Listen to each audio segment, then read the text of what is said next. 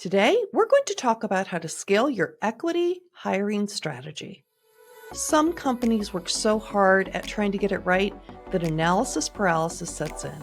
And as a result, no meaningful action gets taken. For ideas on how to move forward, we've called in Anna Lenhardt, Chief People Officer at Tomorrow Health.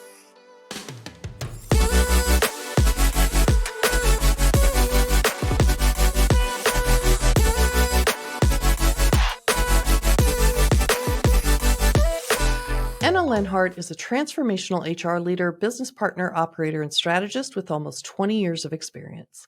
She's passionate about building and scaling high-impact startup companies. Prior to her role at Tomorrow Health, Anna was VP of People at Hippo Insurance, where she expanded the company's workforce from 100 to 600 employees nationwide, leading up to the company's 2021 debut on the New York Stock Exchange. As VP of People at Oscar Health, she helped grow the company's talent base from 250 to 1,000 employees over a period of 2 years. Anna, welcome to Voices of HR. Thank you so much for having me, Berta. It's wonderful to be here. Well, we are so excited to have you here because the topic that we're going to talk about today, I think, still has this cloud of secrecy around it. And you are going to help us kind of break free and get to the heart of what companies need to do or can do in order to break free from all of that and really think about their equity strategy differently. So you have been in HR at several startup companies, and I always love reading guest bios at the beginning because it's so impressive, right? I mean, 250 to 1,000, and that takes a lot of work to build a culture, to build people systems, and also it takes a lot of strategizing and a lot of consulting at the top. So, if you will start off by telling us about how difficult is it to establish a DE&I strategy or an equity strategy as you're growing so quickly and kind of going through this period of exponential growth? Yeah, so first of all, thanks for that question. I think I'm part of a fantastic team, and I think a really strong group of HR leaders and executives that were really committed to building out diversity, equity, inclusion, and belonging at all the companies I've been at. So I've been incredibly fortunate. With that being said, it is difficult because I think as you're scaling a startup and as you're building from, Series C or Series B even to going to a public company, there's a lot of talent that's attracted to the founder, to the leadership team. And so you end up, attracting just naturally talent that's very similar, maybe in capabilities and skills to your founders and leaders. And I think the biggest differentiator from the start is really being thoughtful about that. And first step is bringing awareness to that from an HR perspective to the leadership team. And I think a great way to start is, well, where are we starting from? I think a lot of people, to your point around analysis paralysis, they don't want to start because it just seems or can seem overwhelming. But I think you have to start with the data. Where are we benchmarking against benchmarks nationally? How does that align to what we are as an organization? And how does that tie into the values of what we believe as a company and the type of company that we want to build?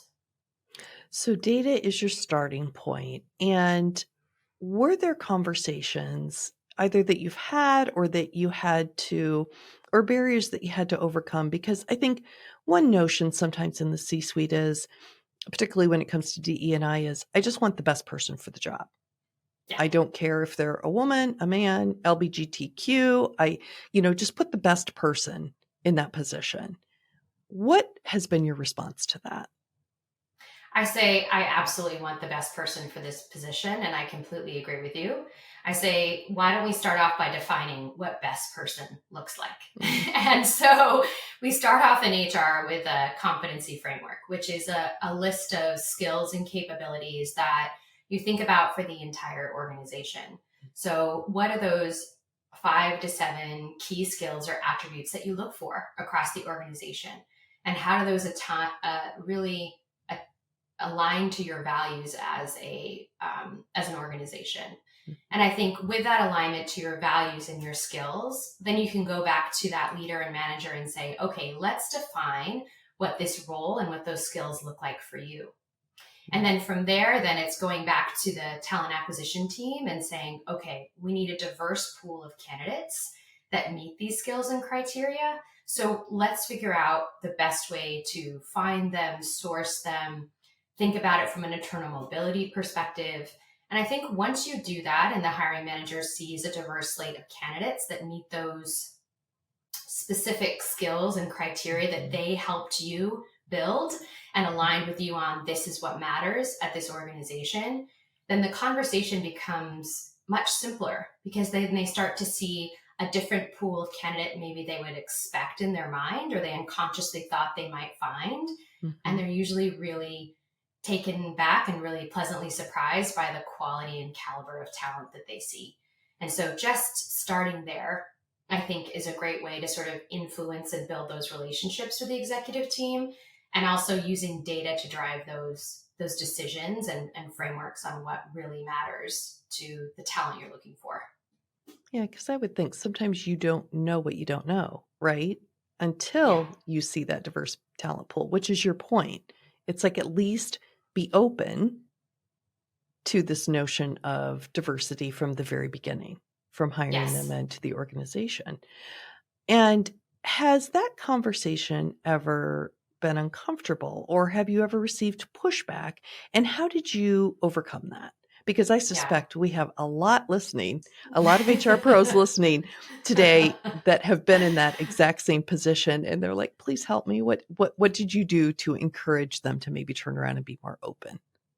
So first, I would encourage my HR community to be fearless and don't back down. I think sometimes it's when you're in a difficult position with a very dynamic, whether it's, and sometimes, outgoing, extroverted founder, sales leader, who many of these dynamics are, right? When they're founding companies and their executive team, having those really loud voices in the room can sometimes feel overwhelming if you don't feel like you're a loud voice. But I encourage my HR community to be that noisy gong, to be fearless, and advocate for why it's so incredibly important that everyone in the organization outside of HR aligns to the values and the values of building a diverse culture. And there's so much information and data and research that's been done on how to build diversity drives productivity, which drives business results, which drives that next raise and a better valuation. So I think HR professionals definitely need to tell that story, but also don't back down and provide a diverse set of candidates to the hiring managers and teams and make it be a partnership, right? That you're all committed together to doing this. It's not just the job of HR. It's the job of every single hiring manager and every single employee and every single leader at the organization. Absolutely. And then do you also leverage data on the back end? So I suspect there's some sitting out there saying that one of the pushbacks that they've received maybe at the C-suite is, does this really work? And, there are some companies who are pulling back from, and some CEOs that are really abandoning investment in DE&I because, it hasn't worked. And I would say we really haven't given a good try yet, because a lot of companies had the right idea of hiring, but then they didn't fully immerse diverse candidates into the culture. And so how do you use data, I guess is the question, on how to kind of sell diversity and expanding your diverse talent pool during the interview phase, but also prove that it's working? Yeah. So when I first started, at Tomorrow Health, and we published our diversity, equity, inclusion, our first report to sort of draw visibility to this, is when I first joined the organization, I sat down with every hiring manager and our executive team, and I said, here are our diversity stats, here are our tech benchmarks, and here are our national benchmarks. And this is where we're falling short, and this is where we're doing very well. And we identified at the time that we had a lack of female leadership in the Mm. organization. It was closer to 25%. But yet we had a fairly large female identifying population that wasn't represented in the leadership team. So that was one of Mm. our first focus areas, was increasing the diversity of our female leadership. So that we started there. And with every hiring manager, we set that expectation that within their teams, within their hiring plans, that they needed to really think thoughtfully about bringing in more female representation and leadership. And by leadership, we looked at director and above positions. So we started there. Mm. And for every organization, for every department leader, for every executive, we did that data analysis and presentation. And we work with them to set expectations.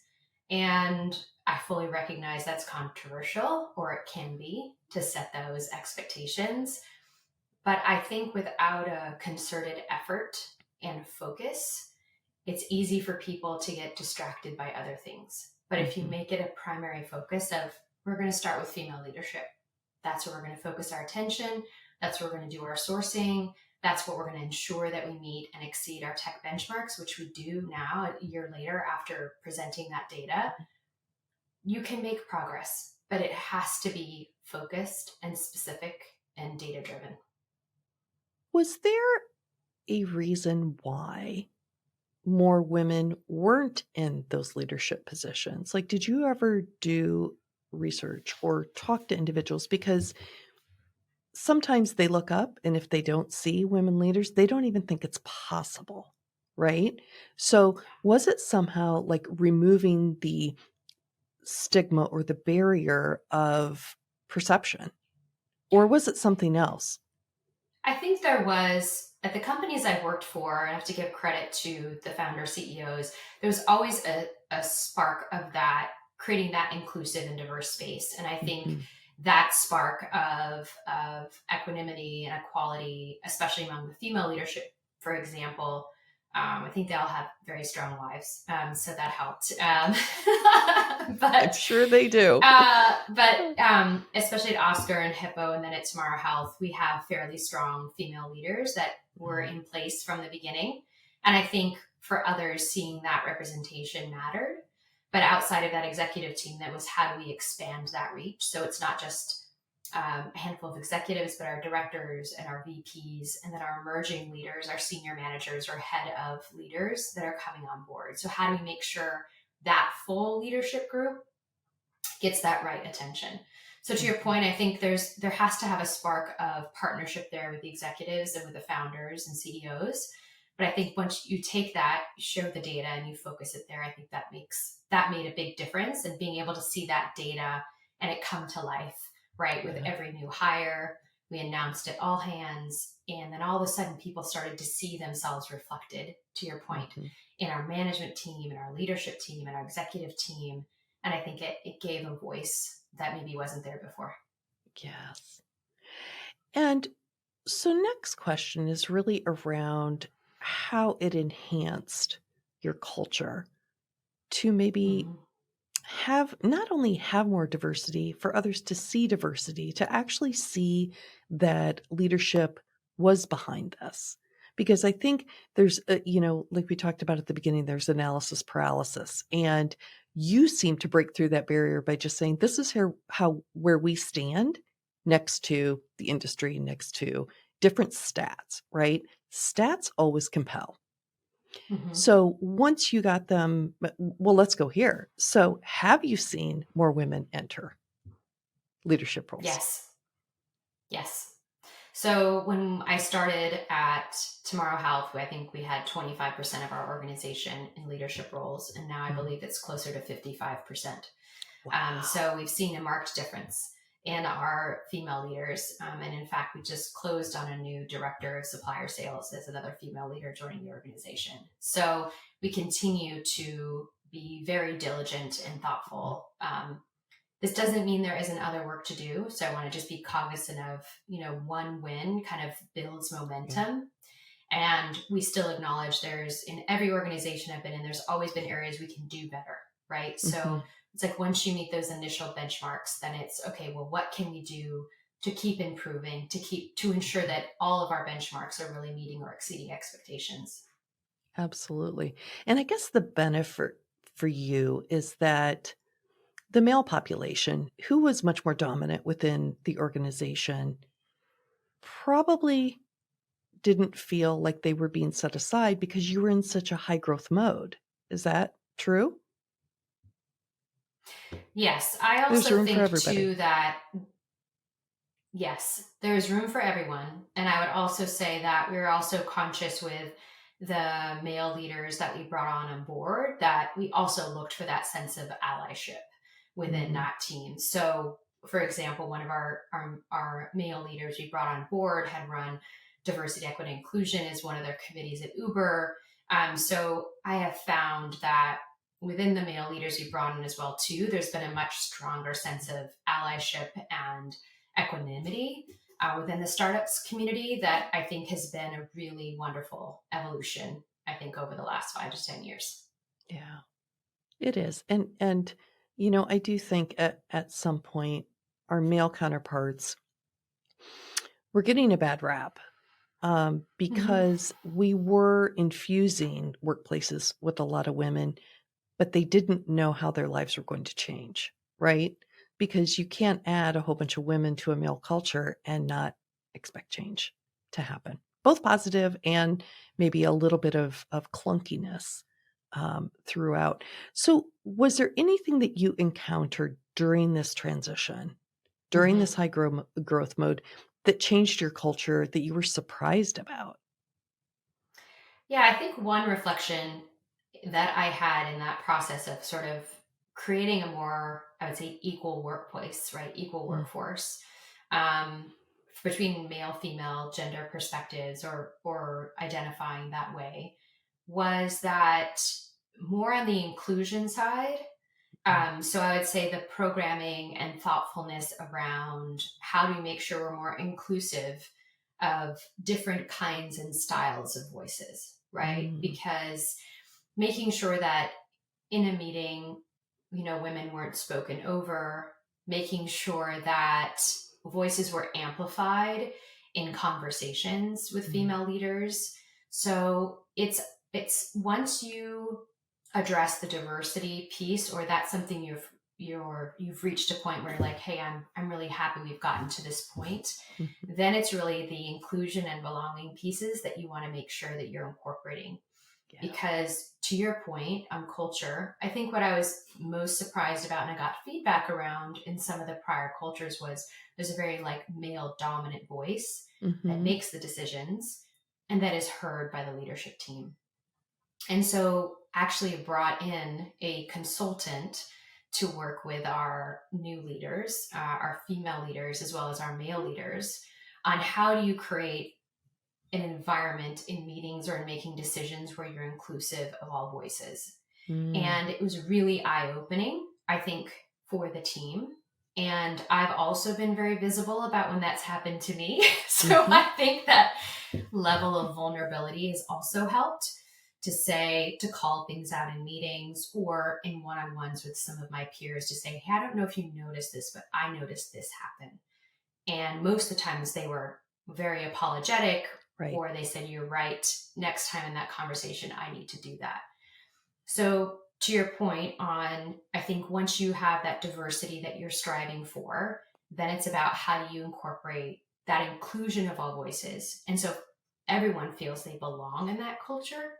And I think that's the work that you have to continue to lean into. I certainly haven't solved that puzzle at all, but I'm Right. listening, right? And taking that Mhm. feedback from the organization and figuring out how do we create the right space for not just a diverse population, but Mm. one where everyone feels they truly are included and belong in that environment. I think the brilliance well, there were lots of little brilliance nuggets in what you just said, but the one thing was that you brought someone in from the outside so that everybody could look in the mirror and figure out how to move this forward together. This wasn't a let's point fingers at one group or call the other group a victim. It was let's figure out how we can all come together because this is how we need it to work, particularly with leadership, right? Because everybody's watching them, they will emulate them.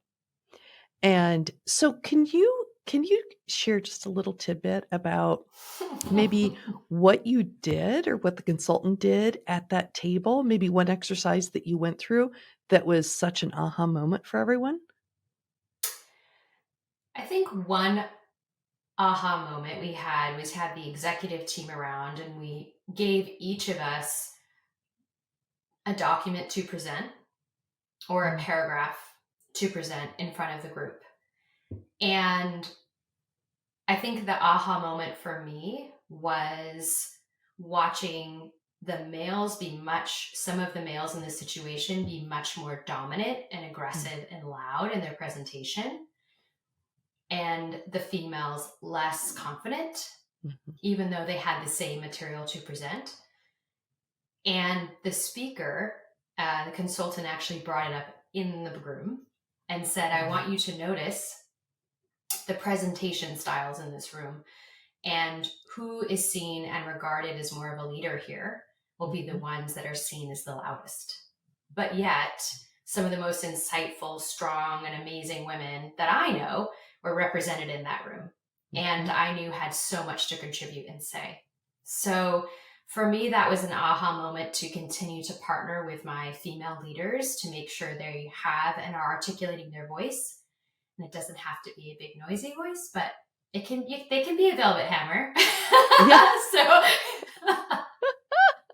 encouraging them to do that and bringing awareness to the male colleagues to understand, oh, actually, Kelly had a great point, and I need to emphasize that in the meetings and amplify what she said rather than me just repeating it and it being acknowledged. So it's those little nuggets that I think are so insightful and have Yes. really helped me as a leader draw that attention to folks around me so that they really can take that and we can partner on that.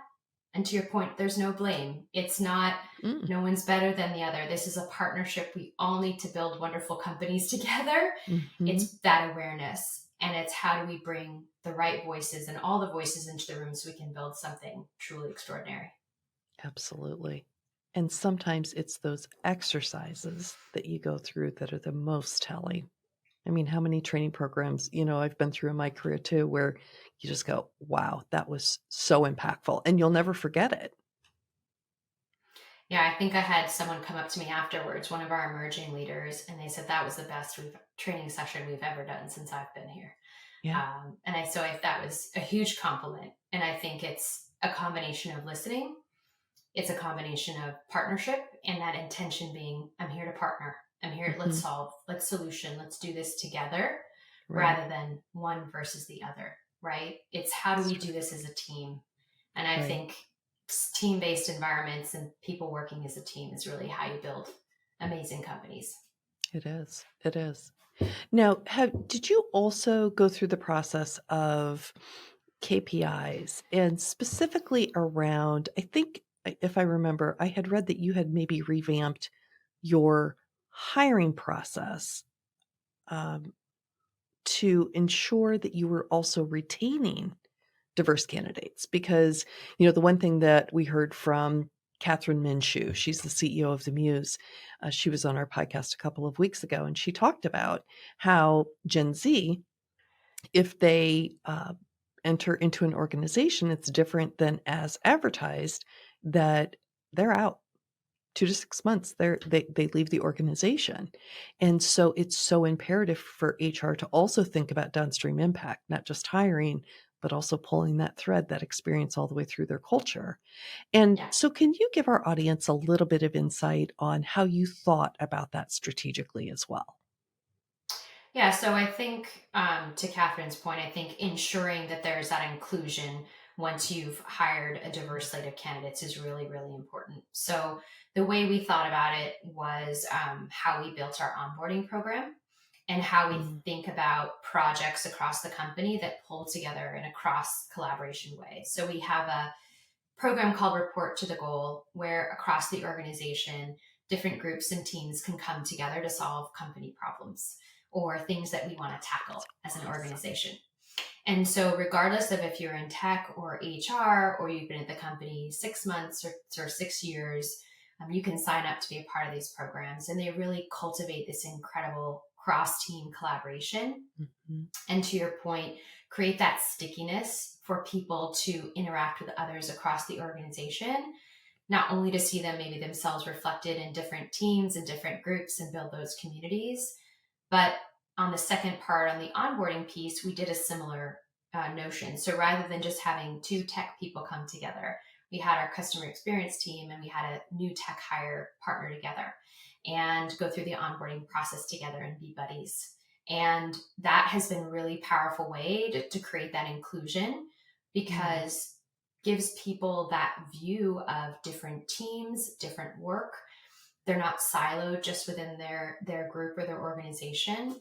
And then in addition to that, we present them with our ERGs and how they can get involved through their onboarding program with our ERGs and who's the champion. And on our executive team, our executives are the huge sponsors and executive champions for our employee resource groups. And so through the onboarding program, if they assign, or they want to identify as LGBTQIA+, we have an ERG for them. If they want to be involved with our female leadership program, there's an ERG. If they're a parent and they want to be in our parents ERG and talk about the school start times and managing work, we can do that too. So I think to your point around inclusion, once you've hired that diverse set, then it's understanding whether that's orientation, age, gender, parent, non-parent, which is very common in startups to sort of, as you become more mature as a leader, you start having more children in the organization, and there's that diversity there too.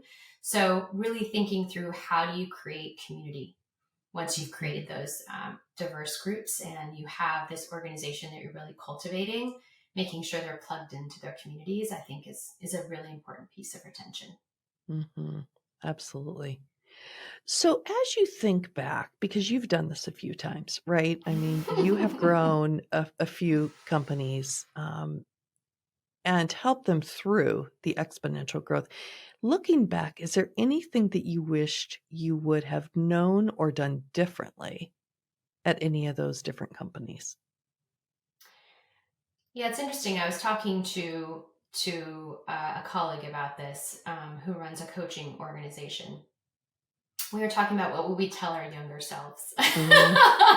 There you go. And I think for me, it would be to not avoid conflict. I think a lot of times in HR in my career, I grew up sort of wanting to solve problems and not cause a lot of friction and just kind of be seamless and smooth behind the scenes. Yeah.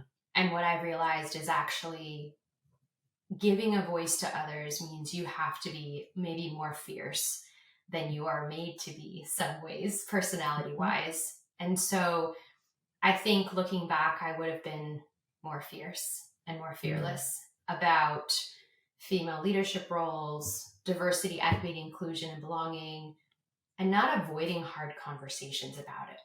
Because I think sometimes, at least for me, I would avoid some of those tough conversations because it was uncomfortable, right? Now I don't. Because I realize if I avoid, I'm setting a precedent that it's okay not to talk about tough topics or bring up things that are uncomfortable to move us forward as an organization. So I would say you can be a velvet hammer, you can be a noisy gong, but don't avoid conflict, and keep advocating for those that don't have a voice. That's interesting, because I was just talking to a president of a business line at a very large organization, and we were talking about how women in particular avoid conflict instead of engaging and instead of working through it. And so, if you will, when did you realize that that was a necessary part of your job? Did you see it in others, where you looked at others and you said, okay, he's actually leaning into it, or she's actually leaning into it? Was there any type of watershed moment, maybe? I think I had a couple of inflection points in my career. I think one, I was dealing with a founder transition that was a little uncomfortable. And Those co-founder can be. founder transition, absolutely. And the first time I went through it, I didn't really talk about the things I felt were not optimal for the business or for the organization. And it didn't go well. And when I reflect on why it didn't go well, I think there's a lot of reasons, but I think one of them was I didn't call it out, and I should have. That in terms of how to deal with it, calling out the uncomfortable moments, making sure we were clear on a transition plan and communication, and really talking through all those very awkward things. Yeah. The second and third time, it went a lot better because I learned. But it's the beauty of wisdom. The beauty of wisdom. So I think, to my original point, I think talking about, the things that you're not sure about, asking questions, not avoiding that conflict. And I think there are reasons for that. I think women can be more judged for being more direct and candid, and we see that in the research. So I think you have to find your own approach as a leader where you're not seen as confrontational, but you can still be direct. And that's something I'm still figuring out. And I don't know if I'll ever fully figure out, but I think it's helped, to your point, to drive that change and make a difference. Absolutely. Those crucial conversations are so incredibly necessary, particularly the higher that you go, because they're difficult. They're uncomfortable, as you just said. But I also believe that women, if they just lean into it, they don't have to be perfect. The conversation doesn't have to be perfect. You will learn as you go. The first step is to lean in. Yes. Are there any other words of wisdom that you would have for our listeners as they're getting ready to embark on maybe accelerating their DE&I initiative? I think start with the data. Tell the story. Tell the story and tell why it matters. I think that's really important to start there. And because everyone comes into DEI work maybe with a different assumption of what that means. And so I think it's always good to start off with, this is why this is important. This is where we are. And this is where we need to be. To be at par with other companies and to be truly excellent. And I always push, let's be excellent. Let's be exceptional, right? Let's not settle. Exactly. And I think for when you're a startup especially, I think start with that foundation, because already you're in a space where you have leaders that want to transform an industry, a business, way of working. So I think a lot of HR leaders, you have that leverage here that may be harder in a larger company or more established organization. You have that spark already of wanting to disrupt. So use it. Use it. It's the timing. Perfect timing. Yes. Yeah. And what would you say strategically to those HR pros who are currently up against maybe a CEO who wants to abandon? Because as we look ahead, right, 40% more women graduating college than men. You have more African-American women graduating college than ever before. In some respects, this is unavoidable.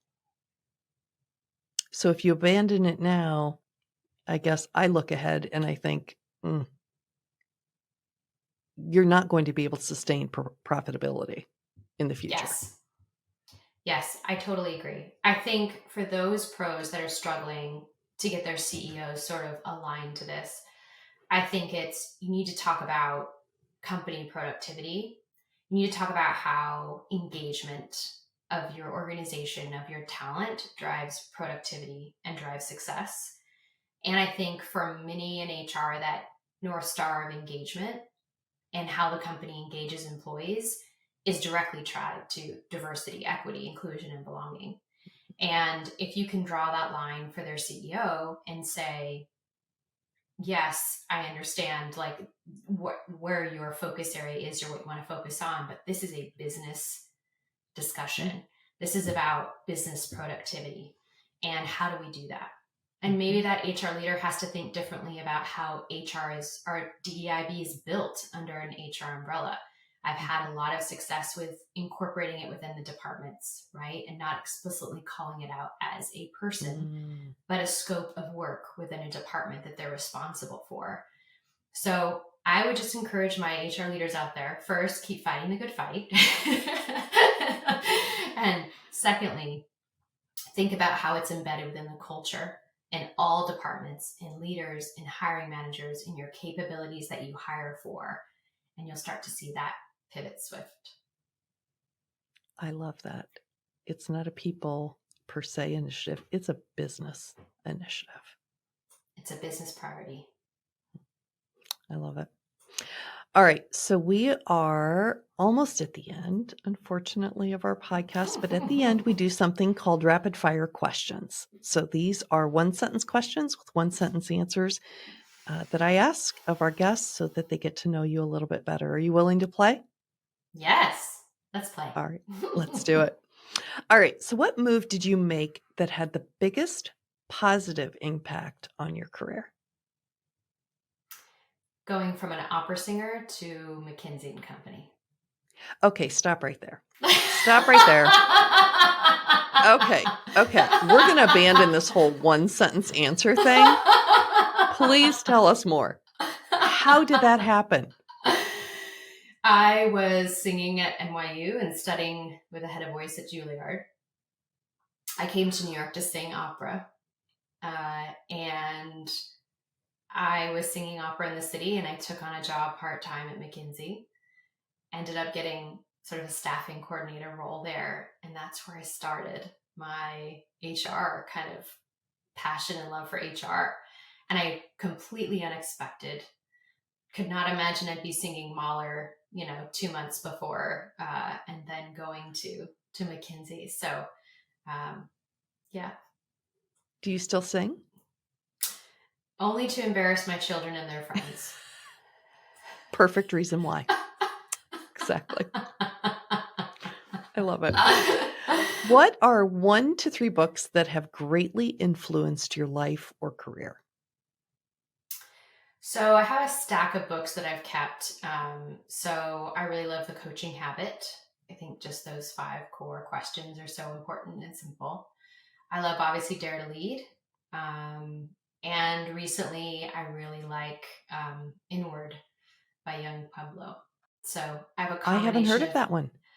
It's all about inward reflections and mindfulness as a part of your career.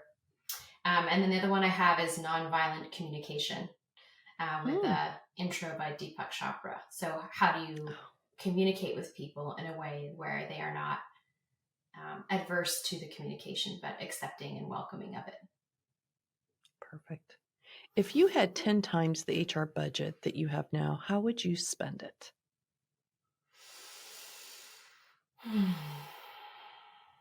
Which never happens, by the way, but yeah, it's good to dream. I think that coaching is such a critical part of an HR organization, and helping others become successful. I think the role of HR is, in much of it, as a coach, psychologist coach. And so I think if I had 10x, that would really be to flesh out coaching, business partnering, and really help people understand how transformational a phenomenal coach can really be in your career. Absolutely. What company do you study as a best practices in HR company and culture besides your own? I don't have a great answer for that because I don't study or aspire to be any company. I think there are elements of great things in different companies. So I'm sort of creating my own mix. How has a failure or apparent failure set you up later for success? So when I was about to have my daughter, I took a maternity leave from one company to the other. And I felt like I had failed for my prior organization. It was a really tough job. And I wasn't sure if I wanted to keep doing this work of being an entrepreneur and being in HR. And it was rough. And I think every HR pro has had those moments. Mm-hmm. And I remember walking in Union Square, being 8.5 months pregnant with my daughter Rose. And I just thought about all the people out there that weren't in my position of having a wonderful home and job, and how fortunate I was to be where I was. And despite how tough that was, I thought, I'm not going to let this hold me back. I'm going to keep fighting. Mm-hmm. That fighting and spirit. That is why my daughter is such a fighter. I was going to say, oh boy, I can't wait to meet her someday. You probably will. What do you wish everyone understood about your job? HR is not about compliance. HR is about helping others become successful. It's about building extraordinary companies. It's about a partnership, and it's about potentially transforming a business. What's something everybody in your industry should stop or start doing related to HR? Start deeply knowing the business that you're in. Start deeply understanding outside of HR. What are your what are your finance operating margins? What are your tech team's concerns at a deep level? What's your product roadmap? Where are you selling to? Who are your customers?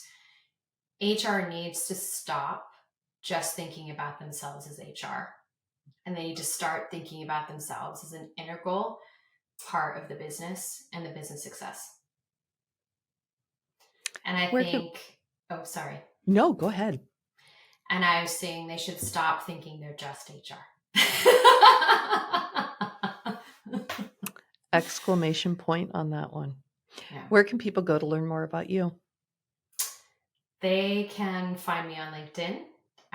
They can find me on this wonderful podcast, and connect with me there. Today, we've been joined by Anna Lenhardt, Chief People Officer at Tomorrow Health. Thanks again, Anna, for joining us and for inspiring our audience. It's been such a pleasure. Thank you so much for having me. It's been fantastic to be here. I really hope you enjoyed this episode. Thanks so much for watching. We would love it if you shared your thoughts on any of the topics we discussed in the comments below. And if you got value from the video, it would mean the world to us if you hit the like button and subscribe to the HRMorning channel. Thank you so much for joining us, and we'll see you next time on Voices of HR.